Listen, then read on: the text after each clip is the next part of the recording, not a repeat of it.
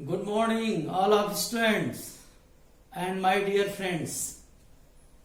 आज हम आपको वैद्युत क्षेत्र रेखा इलेक्ट्रिक फील्ड लाइंस के विषय में बताने जा रहे हैं कि वैद्युत क्षेत्र रेखा क्या है। इसको पहले ध्यान समझिए इसका कॉन्सेप्ट। एक आवेश यह है, दूसरा आवेश यह है, एक धन है एक ऋण है।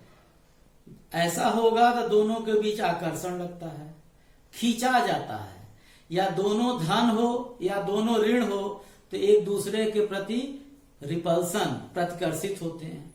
इसका मतलब इनके बीच कुछ होता है, वो दिखाई नहीं देता है। इसीलिए हम लोग आज इसके बारे में, इसके अंदर कौन सी घटना है, माइकल फैराडे ने अपने प्रयोग करके इसको समझाने के लिए रेखाओं का अध्ययन किया था। ये माना एक बिंदु आवेश, ये बिंदु आवेश है Q। इसके द्वारा वैद्युत क्षेत्र की रेखा को समझाना है। तो जो भी आवेश होगा, जैसे ये आवेश प्लस Q है, तो इस आवेश यदि धनात्मक है तो वैद्युत क्षेत्र रेखा बाहर की तरफ,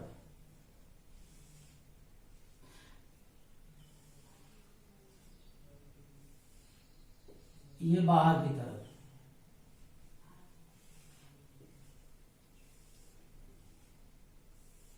ये बाहर की तरफ होगी और ये अनंत तक की जाती है। यदि आवेश माइनस में हो तब ये रेखा अनंत से पृष्ठ पर आती है, इस तरह से।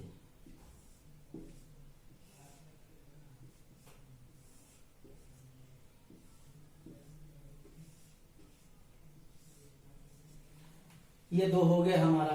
अब इसके बाद वैद्युत क्षेत्र रेखा यदि दोनों संयुक्त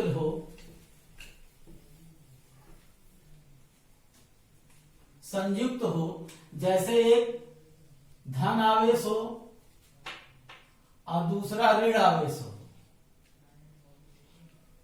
तो वैद्युत क्षेत्र रेखा धन से निकलती है, ऋण पर समाप्त हो जाती है। ऐसे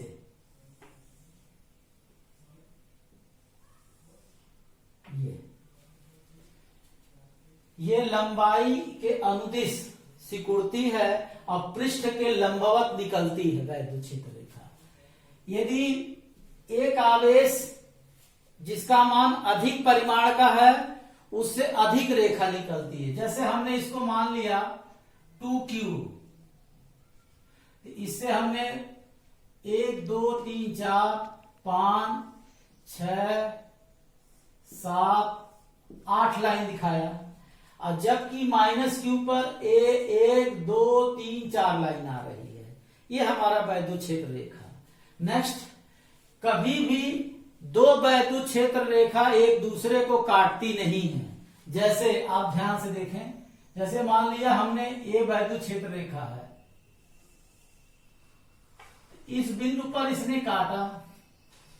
यदि इस बिंदु पर काटेगा तो यहां पर दो स्पर्श रेखा होगा, एक ये हो गया, दूसरा ये हो गया। ये जो स्पर्श रेखा इस बिंदु P पर है, जिसकी दो दिशा है, अर्थात वैद्युत क्षेत्र रेखा की दो दिशा संभव नहीं है।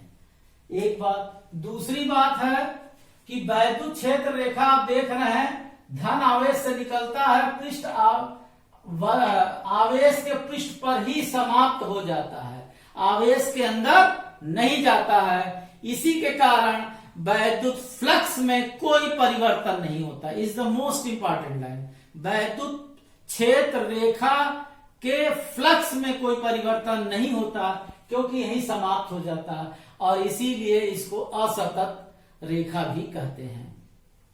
किसी आवेश के अंदर कोई भी क्षेत्र रेखा होती नहीं है। अब हम आपको जैसे मान लीजिए ऐसे बना दिया, समान दूरी पर,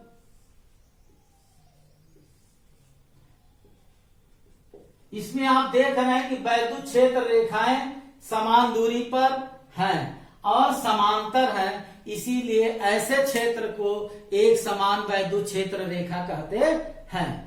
अब दो आवेश धन है, दोनों, इससे वैद्युत क्षेत्र रेखा